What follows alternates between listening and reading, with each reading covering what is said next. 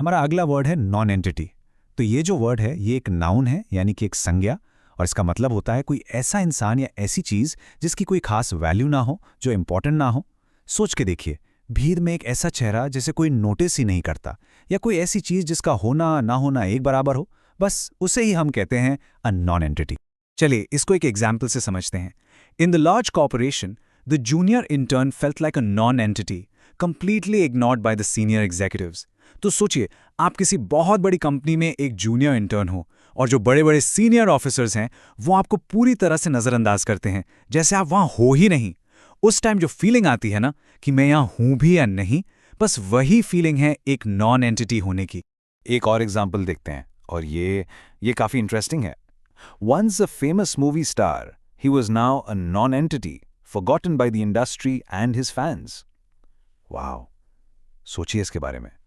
एक टाइम था जब वो एक बहुत बड़ा मूवी स्टार था, लाखों फैंस थे, पूरी इंडस्ट्री उनके पीछे थी। और अब वो एक नॉन एंटिटी है, मतलब उन्हें कोई पूछता ही नहीं, फैंस भूल चुके हैं। ये दिखाता है कि फेम कितना टेम्पररी हो सकता है ना। अच्छा, एक चीज़ और, ये वर्ड सिर्फ लोगों के लिए ही नहीं, हम इसे जगहों के लिए भी यूज़ कर सकते हैं। कैसे? आइए देखते हैं। The small village was considered a geographic non entity until a rare mineral was discovered there. इसका मतलब क्या हुआ? एक छोटा सा गांव था जिसके बारे में कोई जानता तक नहीं था, एक जियोग्राफिक नॉन एंटिटी, लेकिन फिर वहां एक बहुत ही कीमती मिनरल मिल गया और बस रातों रात वो अनजान सा गांव सबके लिए इंपॉर्टेंट बन गया।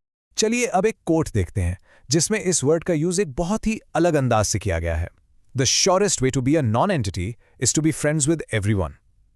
इसका मतलब थोड़ा गहरा है। सोचिए, ये कहता है कि अगर आप सबके दोस्त बनने की कोशिश करोगे तो आप एक नॉन एंटिटी बन जाओगे। क्यों?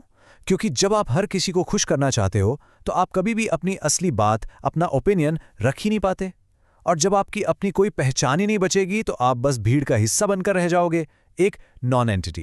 ओके, तो अब थोड़ी सी वोकैबुलरी बिल्डिंग करते हैं। इसके सिनोनिम्स और एंटोनिम्स देखते हैं ताकि कॉन्सेप्ट बिल्कुल क्लियर हो जाए। सिनोनिम्स यानी सिमिलर मीनिंग वाले वर्ड्स हैं नोबडी, साइफर, जीरो या अननोन।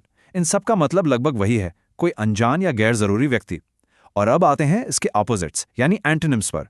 ये तो आपको जरूर पता होंगे, जैसे कि सेलिब्रिटी, वीआईपी, लुमिनरी यानी अपने फील्ड का स्टार, और बिगविग यानी कोई बहुत बड़ा और इंपॉर्टेंट आदमी। तो देखा आपने कितना फर्क है। बस आज के लिए इतना है, मिलते हैं नेक्स्ट वीडियो में। Happy learning, bye.